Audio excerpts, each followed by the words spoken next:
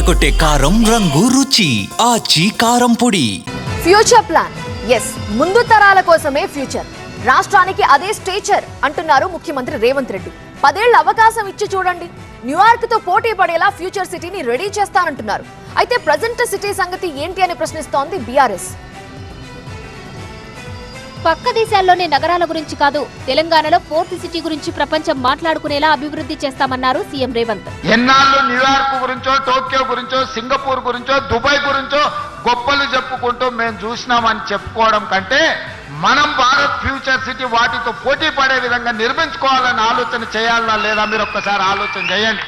నాకు 10 సంవత్సరాలు ఇవ్వండి, న్యూయార్క్లో ఉన్నోడు కూడా భారత్ ఫ్యూచర్ సిటీ నేను చూసి వచ్చినని చెప్పుకునే విధంగా ఈ రోజు ఈ నగరాన్ని నిర్మిస్తా. రంగారెడ్డి జిల్లా మీర్ఖాన్ పేటలో Bharat future city development authority భవనం, గ్రీన్ఫీల్డ్ రేడియల్ రోడ్ నెంబర్ 1 నిర్మాణాలకు ఆయన శంకుస్థాపన చేశారు. ఫ్యూచర్ సిటీతో అభివృద్ధి మరింతగా పరుగులు పెడుతుందన్నారు సీఎం రేవంత్.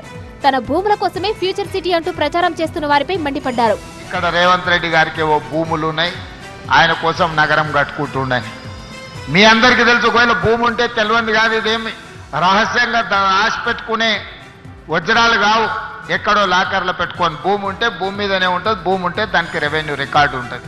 భవిష్యత్తు తరాల కోసమే ఫ్యూచర్ సిటీ చేపడుతున్నట్టు రేవంత్ స్పష్టం చేశారు. నేను నా గురించో, నా సహచార మంత్రివర్గ సభ్యుల గురించో నేను ఆలోచన చేయడం లేదు. ఈనాడు బతుకున్న మన కోసం కాదు, రేపు భవిష్యత్తులో పుట్టబోయే మన పిల్లలు, వాళ్ళ పిల్లలు, వాళ్ళ పిల్లలు, వాళ్ళ ఫ్యూచర్ కోసం నేను ఈ రోజు ఆలోచన చేస్తున్నా.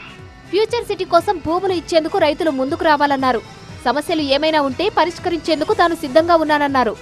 అయితే ప్రభుత్వ తీరుపై విమర్శలు చేస్తుంది బీఆర్ఎస్. ఫోర్త్ సిటీని కాదు, ఉన్న సిటీని పట్టించుకోవాలన్నారు మాజీ మంత్రి కేటీఆర్. ప్రజెంట్ సిటీలో మోరీలు సాఫ్ చేసేటోళ్ళు లేడు.